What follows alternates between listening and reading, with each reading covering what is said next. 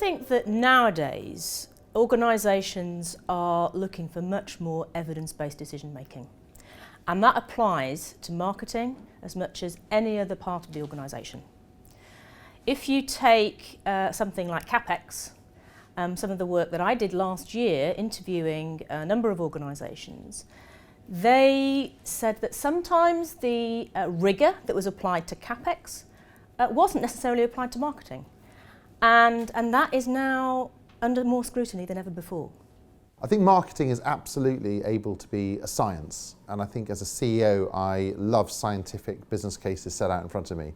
So it's totally, for me, predictable and measurable the effect that marketing should have on the business, and therefore when you're assessing marketing against other investments in the business, actually it's probably the most proven and the most verifiable. So actually I quite like the science of marketing. Data in decision making for marketers, any communication in a company is hugely important, and here's why. There are eros leaders, so people who worry about connections and about the future and about the bigger pictures, and a lot of marketers are there. And there are logos leaders, people who look for facts, the rationale behind ideas. In companies, there are a lot of logos leaders. So even for communication purposes, marketers have no choice but to show the evidence for why marketing works. And data is hugely important. And then, of course, you want to have data to figure out how much your spend has brought in revenue. So there's nothing more powerful than to have a discussion with your MD and go, I've used econometric modelling.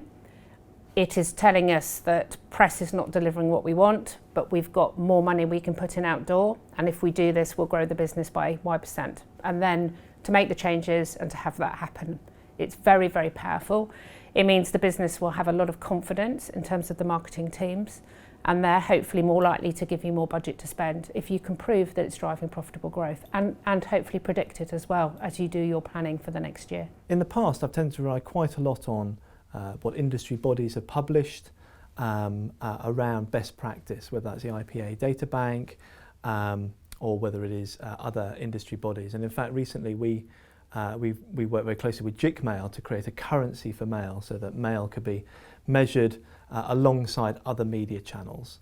And I just think that's very, very important that you create benchmarks which are credible, that can be used in calculations around kind of conversion rates and the like. So when it comes to understanding about marketing effectiveness, the first place I would start would be Les Binet and Peter Field's Canon of Effectiveness Studies from the IPA data bank, which for me is a must-read for any marketer who is looking to understand what matters when it comes to marketing strategy.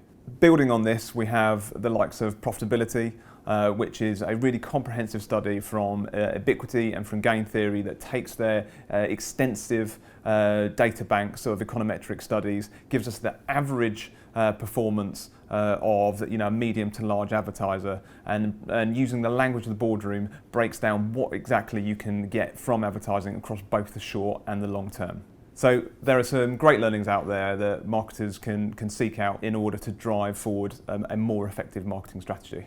You're not going to get any success in this game by being too long-term oriented, and you're not going to have enduring success if you only go for short-termism. You really have to do both, and in that sense, the long and the short of it really is not just a great book, it's also the right way to think about things.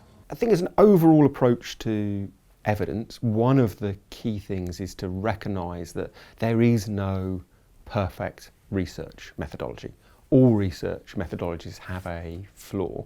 Reaction shouldn't be to throw your hands up and ignore evidence, because you're going to end up in an even worse place. The reaction should be, well, let's use a multitude of techniques.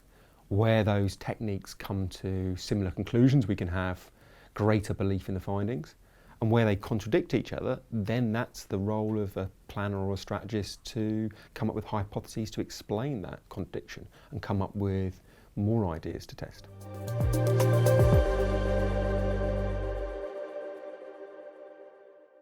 So we have to use data to help us get insight and to help guide us in the ways that it can, but we must never walk away from the astonishing power of insight and the ability of fantastic creativity and fantastically creative media to game change brands. So here's something odd to say in a digital age.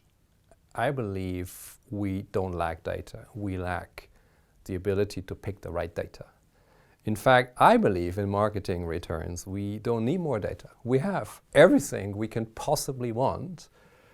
But what marketers need to do better is use fewer data, just a few data points that show long-term, short-term returns, and pick those and consistently show them.